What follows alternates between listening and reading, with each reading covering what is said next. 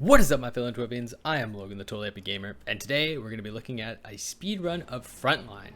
So you're going to see right off the bat here that I'm going to pop Cold Snap and just kill this first group that kind of pushes. They line up pretty well. Sometimes you get a perfect storm on them, sometimes not. And then there's two riflemen that are a pain. I got a really good rifleman spawn there, so it was fine. Now, something important here, you see I go down, you can stay up on that ridge part, and that ridge part will set you up for the rest of the game, and you can just sit on that ridge. I found that I couldn't use my cold snap as much, and I was much more variable on the routes than this one. This one I feel is slightly slower at perfection, and I think the best way to get a world record is by staying up top on that ridge because you can see all over. But for this is probably the fastest way to do it consistently because you can use your cold snap, you can really get nice groupings on people, and you can get in their face really quickly, and you're not worried about people getting trapped under you. I found when I was doing the up top side, people were getting trapped under the spot trying to reach me more often than they were just funneling towards me. Now here you'll see right away I transition to the left side, start blasting to the best of my abilities. Those guys, no matter how many times I've done this, I'll always forget that they're just invincible when they're landing. You'll saw that I shot them 3 times and then moved away even though I didn't kill them. And here it's important, I back up, kill these 2 cremators, and just get that nice line of sight on them. But that spot over there on first initial spawn, they are invincible, and you have to remember that because you're going to waste shots if you keep going after them.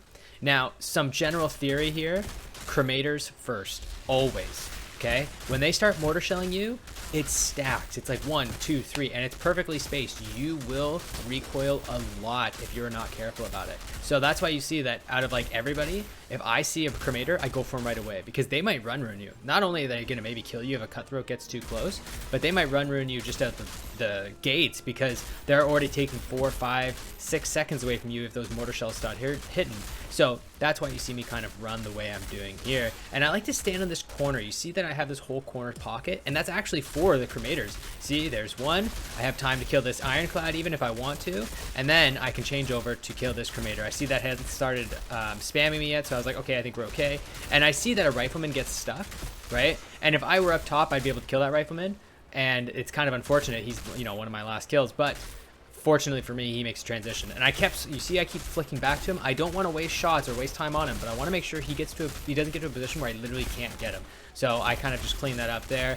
You can definitely save upwards of 30 seconds on this section if you are perfect. If you are really clean with it, you can save upwards of 30 seconds. Now this part, I stayed pretty far away.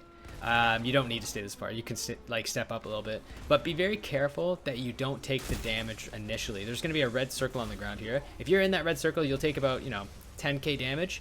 Be careful there because right as you go here, an ironclad will usually start shooting you, as you see here. And if you're running Dark Sacrifice like me, it's tough. So you see I go right, and I just start blasting the cremator that's up there, but I'm not giving them line of sight. There's a very important reason here. Like I said, there's like 2 or 3 cremators that spawn up there. I do not want to give them line of sight. If they get line of sight on me there, everybody's gonna start spamming, and I'm gonna die.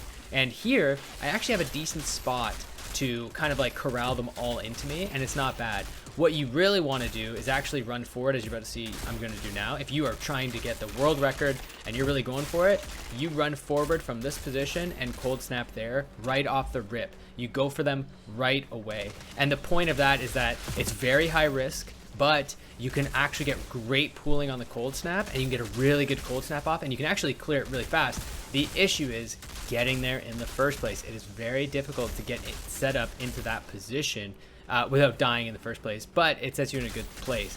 Now here, I never found out a good solution here. I tried a lot of things, but you want to catch these 3. They're always there in transition. Now you might think, well, Logan, why don't you just start on the left side and clean up right? You have the same issue. There's riflemen on the right that I already cleared out, and you could do maybe a left to right scenario, but you want to run up to that truck as fast as you can. As you saw, I try and run up there because they'll try and pull them towards you. It's kind of a give and take. Sometimes you get them where they peek you all at the same time and it's not a big deal, but sometimes they hide behind the barricade. It's tough. Now here you have a left or right situation where you can decide.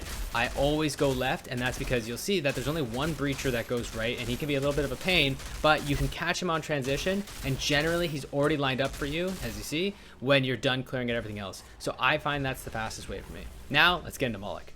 This part is lame. Right there, you see I stutter stepped. So stupid of me. I forgot that it's not just a push, you have to jump in. Right as you go over that lip, it's done. So Try not to roll too far out. It'll actually lose you a second. But here for Moloch, you're going to see I'm going to go for the captains first. And if I felt like I was getting better shots, I felt like I was missing a couple. If I felt like I was getting better shots, what I would do is actually weave some shots onto Moloch in between, because you want to get as much damage on Moloch as you can. He's got so much HP. So here I should shoot him a few times and then weave to Moloch. You know, here I should be weaving to Moloch, but he's casting Sanctuary. Sanctuary is a run ruiner, because if Moloch is immune and everybody else is immune, you're screwed. So I was like, well, I can't even weave now, even though I felt like I didn't get good shots in the first place. I can't even weave now. And then here, I wanted to weave some more shots, but I was like, nope, I think the cold snap is better there. But it's kind of my job here to weave as many shots as I can onto Moloch.